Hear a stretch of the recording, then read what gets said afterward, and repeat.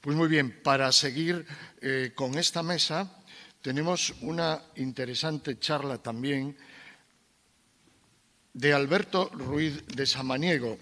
La titula precisamente Por fuertes y fronteras, alegorías a la intemperie.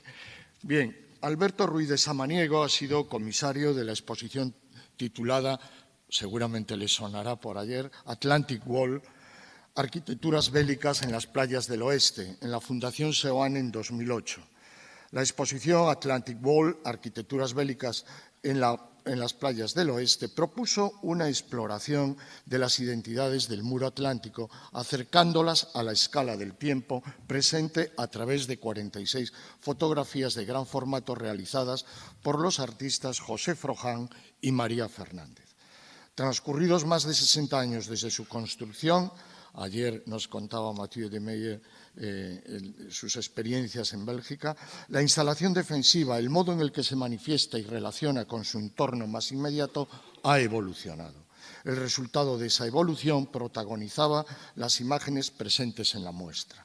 Asimismo, Alberto Ruiz de Samaniego ha escrito sobre la figura simbólica del búnker en el libro Cuerpos a la deriva, publicada por Abada Editores en 2018. Tengo que decir también que Alberto es profesor en la Universidad de Vigo, profesor de estética, y seguro que será una interesante exposición. Gracias.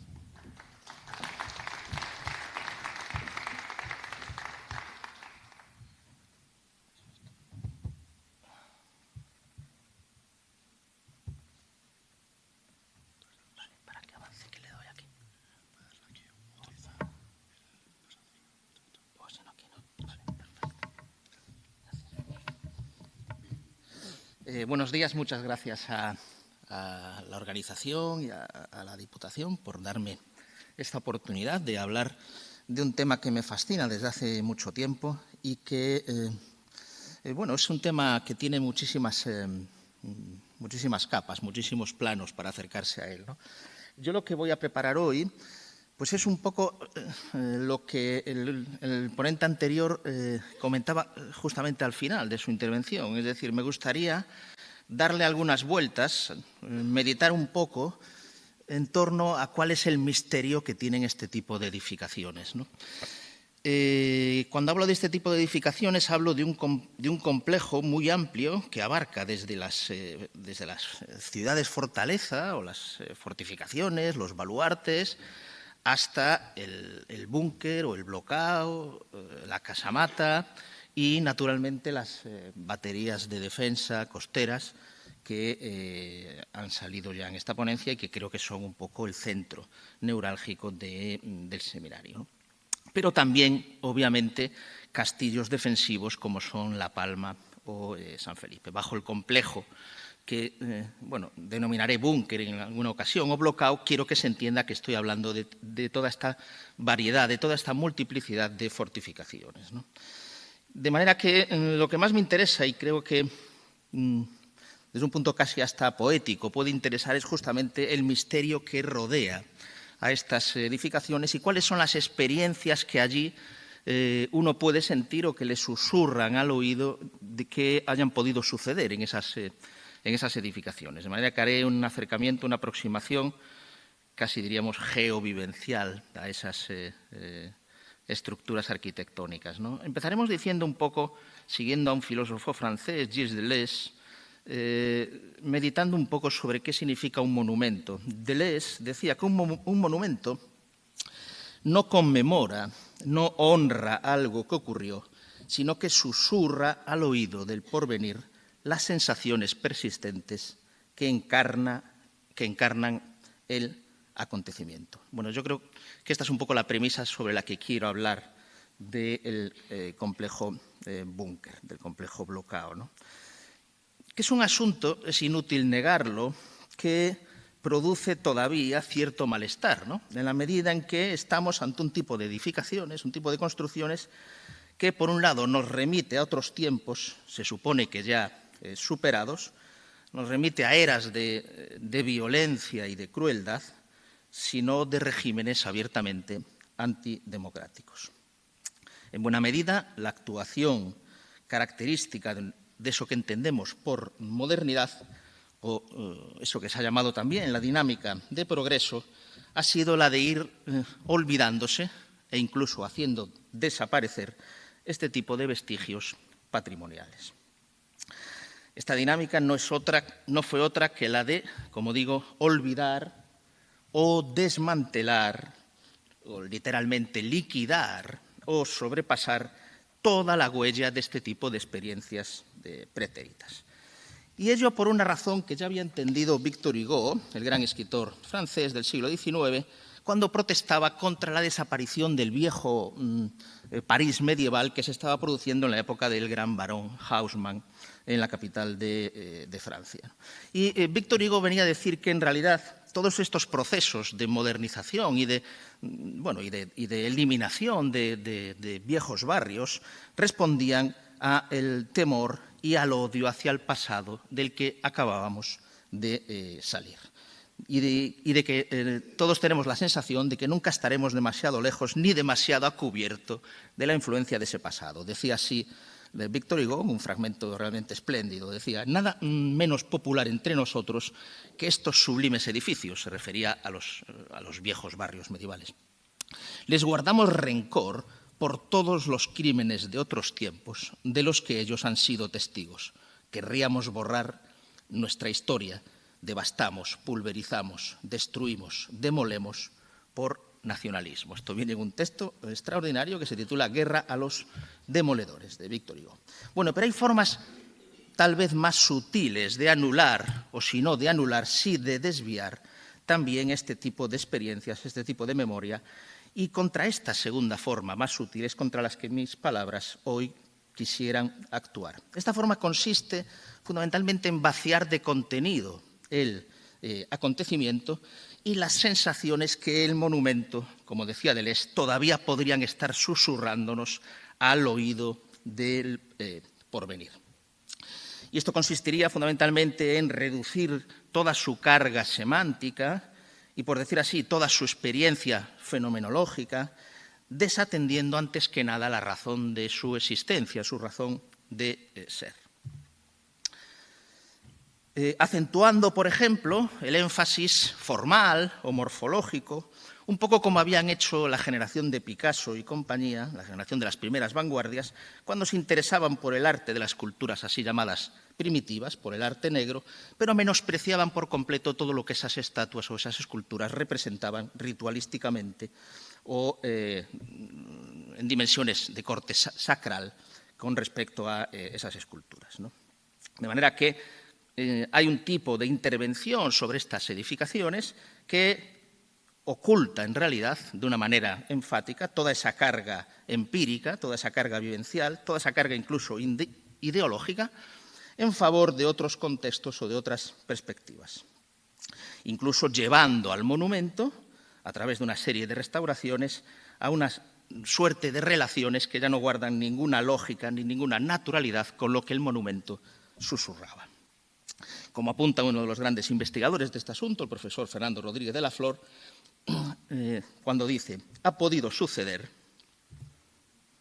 Estoy trayendo algunas imágenes de esa gran ciudad fortaleza que es Elvas, en el sur de Portugal.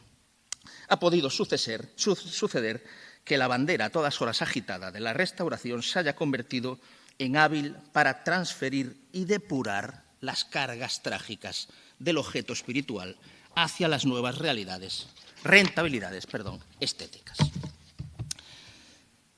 Donde es evidente, a nosotros ya, no a Fernando Rodríguez de la Flor, lo que nos interesa destacar es ese componente que él llama las cargas trágicas y a las que hace referencia.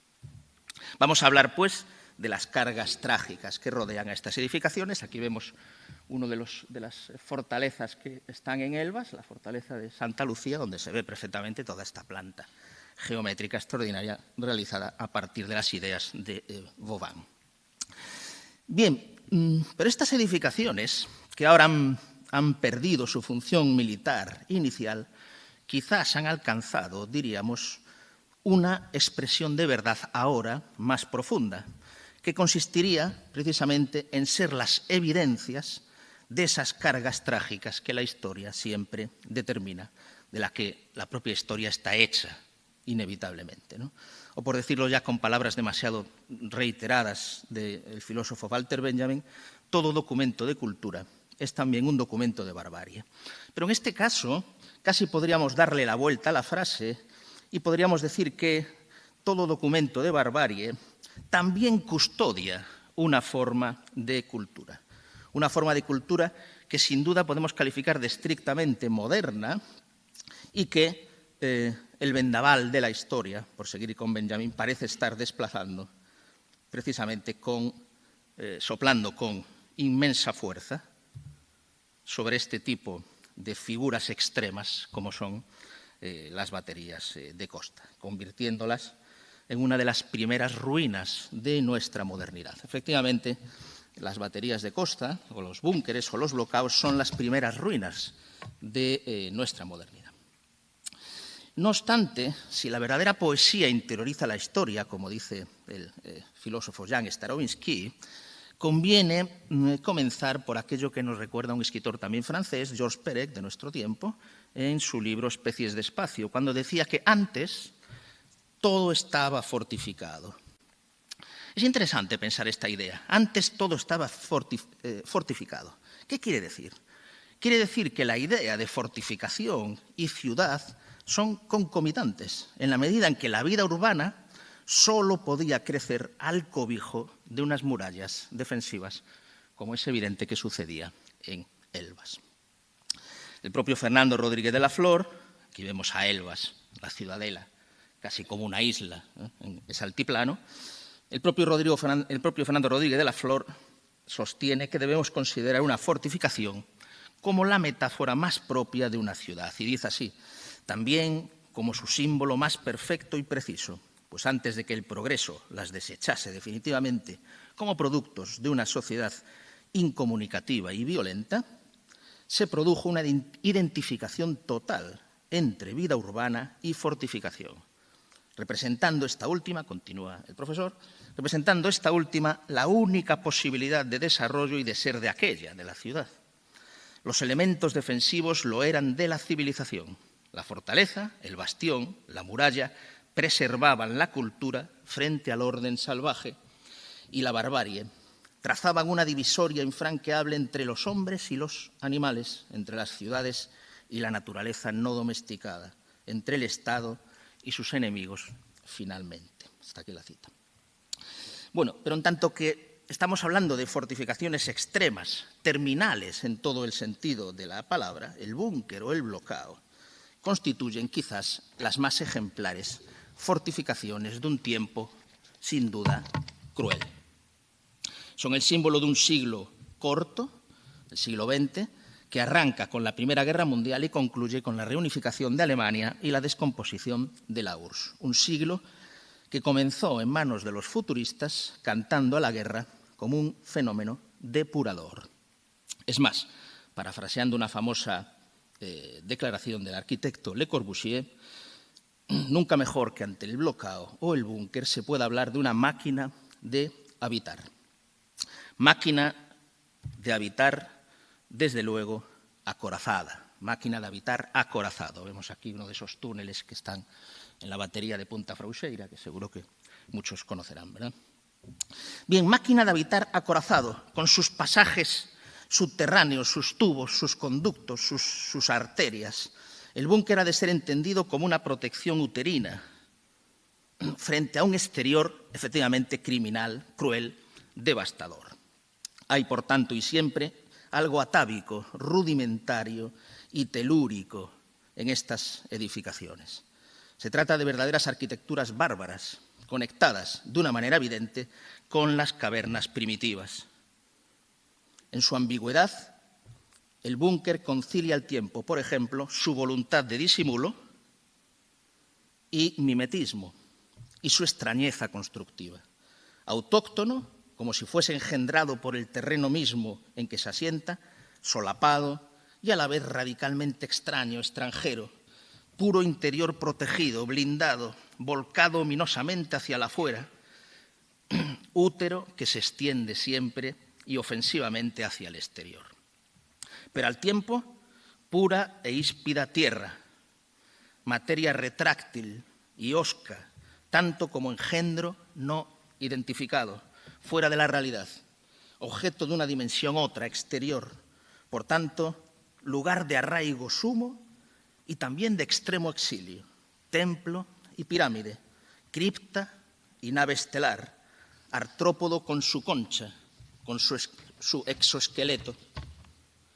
Pero en esa su ambigüedad es intrínseca a su naturaleza bélica, es propia de su estrategia o su dialéctica de guerra.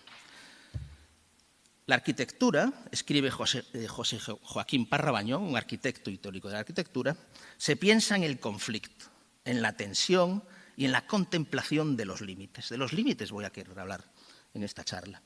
Nunca como en estas construcciones se hace esta idea del límite más evidente. El bloqueo efectivamente deviene animal de frontera, tal como vio lúcidamente el escritor italiano Dino Buzzati en esa novela extraña y genial que es El desierto de los tártaros. En esta su condición liminar, el búnker pertenece al ámbito del mito y del rito, el de la ceremonia y lo sagrado. Su dominio es el de la expiación y la muerte. Dar muerte, recibir la muerte.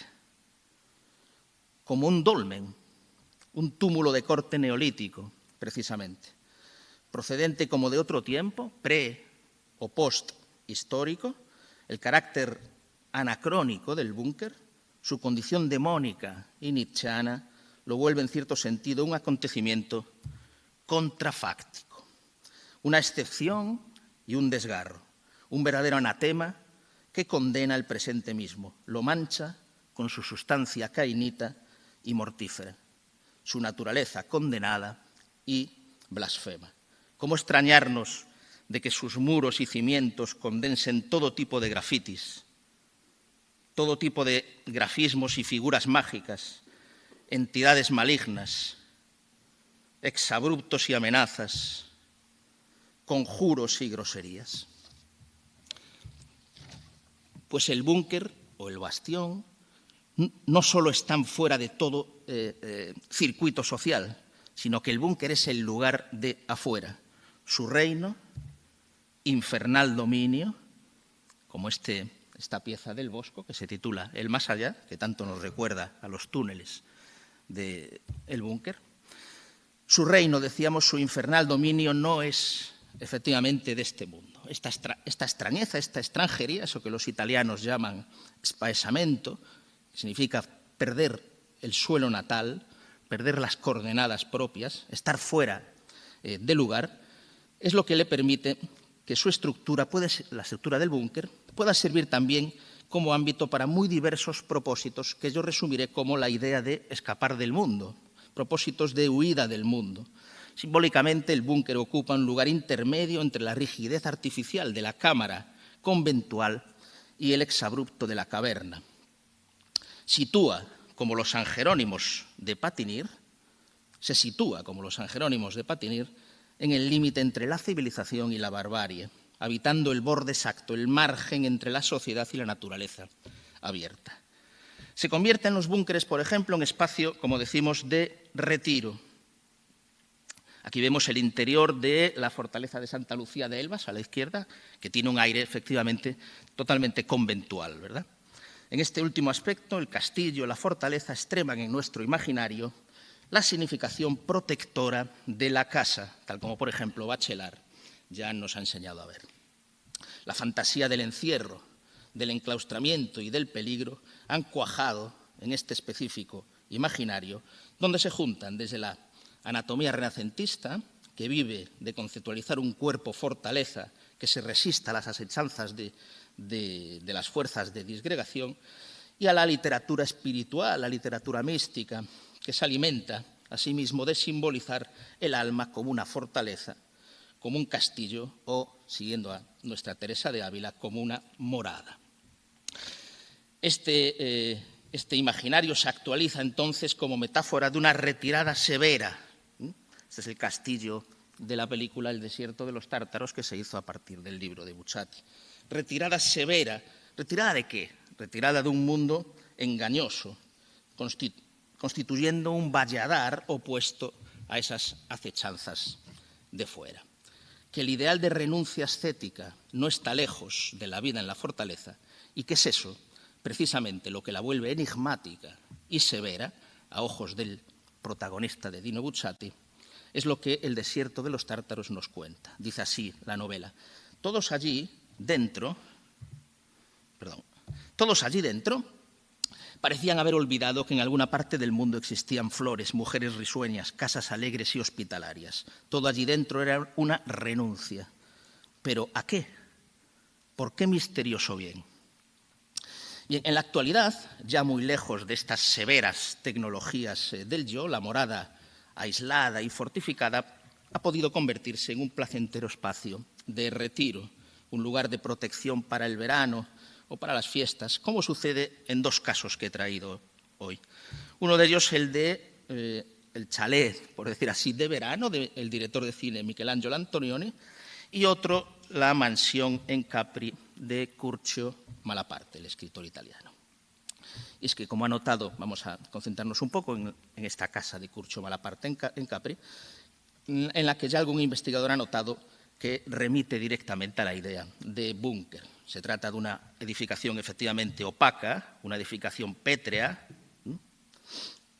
sin grietas de ningún tipo, una casa prismática, es una residencia telúrica, enraizada en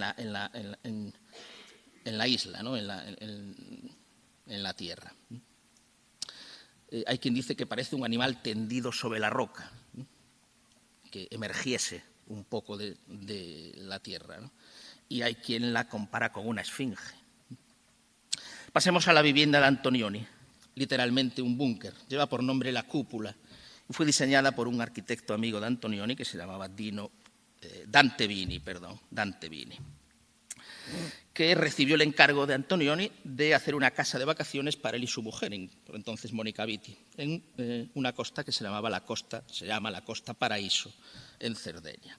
El nombre que el arquitecto que Bini le dio a este invento constructivo fue Bini Shell, es decir, Bini Concha, enfatizando de esta manera que estas estructuras de capa delgada de hormigón armado se levantan y moldean mediante la presión del aire. En la actualidad, aquí vemos el interior del búnker de Michelangelo Antonioni, en la actualidad el búnker de Antonioni se halla en estado de total abandono, lo cual no deja de tener su lógica, pues el paraíso no necesitaba de ninguna arquitectura y ni siquiera de vestimenta. Habida cuenta de que en el paraíso el hombre todavía no estaba arrojado a la intemperie, esto es, no vivía en el tiempo y en el curso siempre trágico, las cargas trágicas de la historia de las que hemos hablado. Pero, volvemos a Punta Freixeira, pero en nuestra estricta modernidad bélica, los frentes de guerra del siglo pasado, los búnkeres, simbolizaron, a juicio de algunos teóricos del tiempo, como Junger o escritores como el propio Buzzati o el francés Julian Gracq, se convirtieron simbólicamente en el lugar ideal para lo que Junger llamó la elaboración de una vivencia interior. Vamos a tratar de ver en qué consistiría esta vivencia interior del búnker. Se trataría en principio de una experiencia que al parecer se daba en aquellos ámbitos terminales, en aquellos ámbitos de una protección extrema, de una protección, en definitiva, literalmente fatal o potencialmente fatal, ¿no? Pues todos sabemos, esto ya lo dijo el gran Vauban, que el destino de toda fortaleza no es otro que el de ser tomada. De manera que, a no dudarlo, estas edificaciones acabaron configurándose como centros para la construcción de una mentalidad ciertamente apocalíptica, donde, de nuevo, en un sentido jungeriano, la vida, decía Junger, tomaba distancia frente a sí misma y permitía de este modo asumir una carga sacrificial como la específica necesidad de aquellos tiempos también terminales.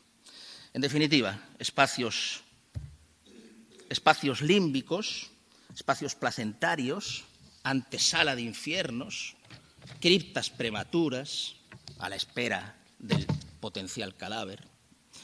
Pues, a no dudarlo, el búnker también ha de ser definido como el lugar del sacrificio, como los viejos altares paganos, esas aras que se colocaban en los acantilados, por ejemplo, de Finisterre.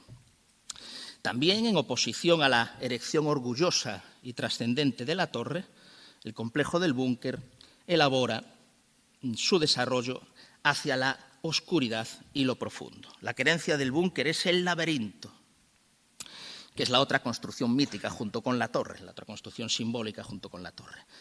La torre contiene algo del deseo mundano de trascendencia. Es un artificio para alejarse del suelo, para elevarse, para combatir, aunque sea ilusoriamente, la gravedad. Hay culturas que pueden ser definidas porque aspiran a la torre, y hay otras que prescinden de esta querencia y que se han dedicado a la cueva, a la mina, al laberinto. De esta idea procede el búnker. De manera que frente al ideal de ascensión alciónica a la que la torre aspira, voluntad de elevación, voluntad de aviación, la aviación acabó con todas estas baterías y defensas, tenemos la querencia hacia el descenso, hacia lo profundo, hacia el reino de Hades, hacia el Averno con sus riberas y sus túneles. Estamos hablando de un imperio ctónico, un imperio de tierra, un complejo enraizado en el fondo de la tierra en su dimensión más osca. Pero el búnker es también, siguiendo con esta idea de misterio, un ámbito de rumores, como por ejemplo el goteo continuo que molesta al protagonista del desierto de los tártaros y que no le deja dormir. El desierto de los tártaros incide mucho en esta idea de susurros, de cavas retumbantes, de sordos ruidos de pasos. Los fortines son espacios fantasmales, efectivamente, son espacios que el filósofo francés Derrida llamaría ontológicos, espacios del fantasma, espacios fantológicos o fantasmagóricos. Y lo son por necesidad, porque son efectivamente guardianes del umbral, guardianes de la frontera. Y es allí donde se condensan las decisiones también liminares, las incertidumbres y los titubeos de alta intensidad en la que uno podría jugarse la vida. Hamlet, sin duda, es una figura que circularía perfectamente sobre estos lugares. Y de hecho, Elsinor, el castillo de Hamlet, el verdadero, no el que se puede ver ahora, que es del siglo XVIII, sino el castillo medieval de Elsinor, sin duda debía de ser una fortificación de este tipo. De hecho, la mejor versión del Hamlet cinematográfica, que es esta, la versión del ruso Kosintsev, incide muy claramente en esta idea fantasmagórica del castillo. Bien, bastión, fortín, fortaleza, blocao, incluso garita. Estos edificios, su clara condición pues de escaton, su clara condición de escatológica, volcados en lo abierto, permiten pues atrapar, considerar la dimensión más telúrica del ser, tal como lo dijo también el propio Ginger. Es posible desde este contexto entonces reelaborar la historia del hombre en relación con su lecho térreo, con su lecho geológico y efectivamente con el paisaje.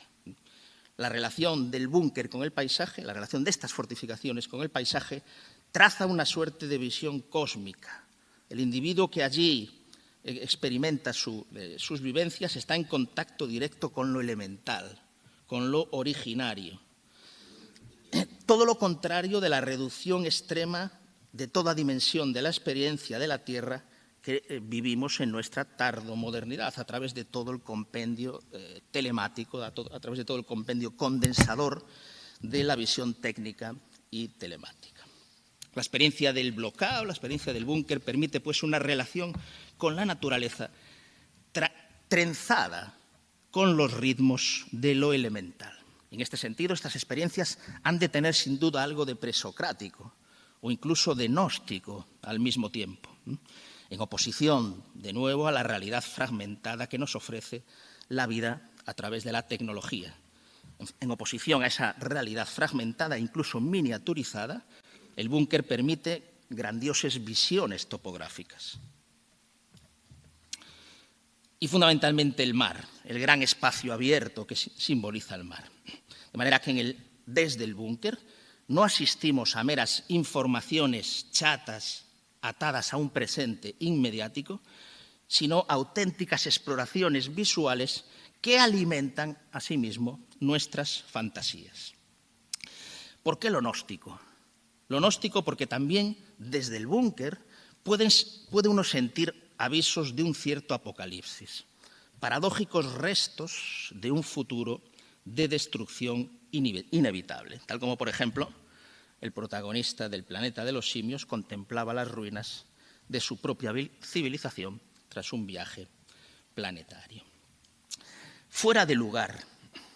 Se trata de construcciones de arquitecturas que yo he llamado obscena, no en el sentido de lasciva, sino en el sentido más etimológico de la palabra obscena, es decir, lo que debía permanecer sin ser visto, lo que está fuera o detrás del escenario, esto es obscena en su étimo. En una dimensión, pues, de realidad furtiva. El búnker siempre está tras la escena. El búnker o el bloqueo o la batería siempre está tras la escena, o incluso, un término mucho más indicado, tras el teatro de operaciones. Entonces, tras la escena, pero acaso soportándola, vigilándola, custodiándola en sus tangentes visuales, como se enfatizó en la conferencia anterior, desde sus bordes, siempre en los márgenes, en las marcas, en el frente y en la frontera. Un espacio arquitectónico cuyo ser natural, diríamos psicoanalíticamente, es también el del perverso. Pero aún más, y enfatizando este hecho mismo de estar fuera de lugar, ahora, en nuestro tiempo que ya no es cruel y moderno, estas edificaciones, ajenas ya por completo a todo contexto bélico, fuera de todo destino, fuera de todo universo, se tornan doblemente obscenas, doblemente fuera de escena, carentes por completo, en su anacronismo, de todo sentido, de toda propiedad, de todo lugar. No hay nada más inapropiado o inoportuno que un búnker. Nada más delictivo, extravagante, perverso, sacrílego. No habría de ser precisamente por ello el búnker objeto de un amor, de una cogitación, de un cuidado, de una pasión sin justificaciones ni excusas, como una suerte de amor fou, parecido al que teorizaron los surrealistas. Los búnkeres son refugios eminentemente escópicos, en el sentido más hitchcockiano de la palabra, o incluso en el sentido más lacaniano. En ellos el acontecimiento que siempre está por venir, se avizora, se escruta, se rodea, se circunda, se escudriña, se esguarda, por utilizar la expresión de Lacan. Desde este no lugar se captaría la esencia de todo lo que lo envuelve, de todo su alrededor, y en definitiva el búnker es como una garra. Dominar es construir siempre una célula opaca a la mirada. La mirada, entonces. En el mejor de los casos, por ejemplo en el escritor Julien Gracq, la experiencia de la guerra puede resultar la experiencia de un paisaje. Pero el búnker lo que hace fundamentalmente es espiar el mar, en este caso de baterías costeras. Como desde antiguo, las torres vigías, en las que se escrutaba el océano, algunas tenían como protección precisamente a una santa bélica, Santa Bárbara.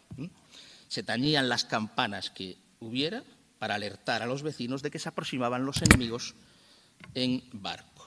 El mar es siempre lo fantasmal, el mar es la noche de una forma, el mar es el inaprensible fantasma de la vida. Esto lo vio muy bien Herman Melville en esa novela descomunal, que es el Moby Dick, ¿no? Sí.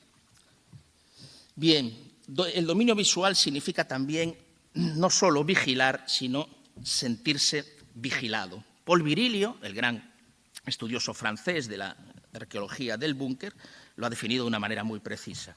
En un repaso rápido a la historia del control y vigilancia militares, veremos cómo este dominio se ejerce, el dominio visual, el dominio militar, se ejerce en primer lugar mediante la ocupación por la fuerza de cimas naturales, puntos de vista elevados desde los que la mirada escrutadora alcance la lejanía.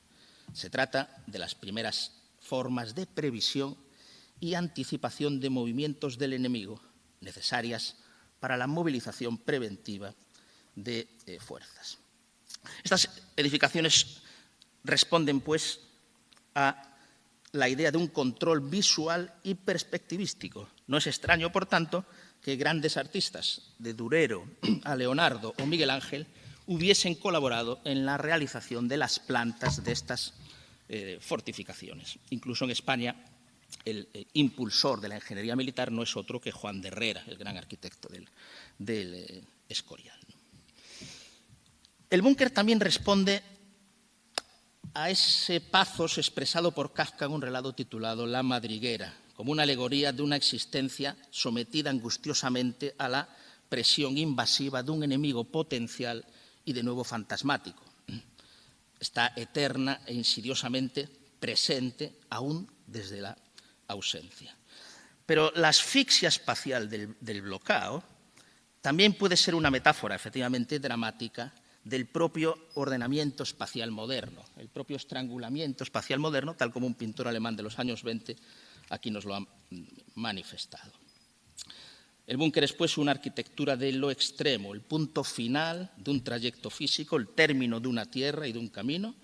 Se levanta sobre un finisterre, en algunos casos, como en el de Punta Fruxeira, no está claro si ese finisterre o ese trayecto es terrestre o marítimo. De manera que el búnker, el complejo búnker, dispara pues todas nuestras fantasías, toda nuestra emotividad narrativa. Pero el búnker como máquina de habitar, seguimos la idea de Junger, tiene que ver también o estar estrechamente relacionado con el imperio de la técnica. La técnica en la modernidad ha dibujado el rostro de la tierra. El mundo se transformó técnicamente. El mundo se ha vuelto en la era moderna plena y duramente tecnológico. Esto es lo que el búnker también de nuevo enfatiza. De manera que la experiencia del búnker, la vivencia interior del búnker, tiene que ver con esta experiencia del miedo, por decir así, implementado que la técnica ha introducido en nuestro mundo. Junger hablaba de que el ser que habita en el búnker, el individuo que habita en el búnker, es al tiempo un robot y un ser prehistórico. Decía, hay que entenderlo, decía Junger, por igual como un ser prehistórico y como portador de una conciencia más fría, más cruel. Aquí se entrecruzan las líneas de la pasión y las de la matemática. Este estar enfrentados a lo elemental más peligroso, a lo elemental potencialmente fatal, en medio de un espacio totalmente tecnificado, dramatiza sin duda una experiencia interior que tiene que ver con la muerte y que posibilita la idea de un cambio de vida. Se ha visto en muchísimos casos, por ejemplo, solo citaré uno para ir acabando y resumiendo, pero suficientemente conocido. Y ese caso es el del filósofo Wittgenstein, el joven Wittgenstein que luchó en el frente de la Primera Guerra Mundial, en primera línea del frente, y que sintió, lo dicen sus diarios, continuamente un terror inaudito. Tuvo muy cerca la experiencia de la muerte, la consideró una experiencia catártica, una experiencia que le había dotado de significado a su vida hasta entonces carente de todo sentido. Había vislumbrado, decía en sus diarios, el comienzo de una vida nueva. Llega a hablar incluso de resurrección. Bien, este aprendizaje catártico, este aprendizaje en lo elemental fatal, es el que nos cuenta que realiza Giovanni Drogo en esa inmensa fortaleza que se llama Bastiani. Por eso esa fortaleza es definida continuamente de una manera hipnótica. El joven Drogo, cuando la ve por primera vez, queda fascinado, queda como víctima de un sortilegio. Y todos los que allí viven habitan también bajo ese mismo tipo de sortilegios. Bien, debemos mantener, y con esto termino, ese campo encantatorio que el búnker o el bloqueo posee. Debemos, ahora que han perdido su fuerza bélica, ahora que han perdido también su fuerza siniestra, debemos fomentar este imaginario, esta topografía fantasmal, estos sortilegios que disparan nuestra fantasía y ver por encima de eso que fue un esplendor geométrico, ahora a menudo deslavazado, ver la materia poética que todo esto tiene, como quien habla de la materia de Bretaña, por ejemplo, ¿no? Materia ahora, en nuestro tiempo postmoderno, para la poesía, cuando la muerte ha tomado ya lugar por completo. Quiero acabar precisamente con el mayor poema en español que se ha dedicado a esta idea, que no es otro que las coplas a la muerte de su padre, Jorge Manrique, cuando habla específicamente en una copla de la siguiente manera: las huestes innumerables, los pendones, estandartes y banderas, los castillos impugnables, los muros y baluartes y barreras, la cava honda, chapada o cualquier otro reparo, que aprovecha que si tú, la muerte, vienes airada, todo lo pasas de claro con tu flecha. Gracias.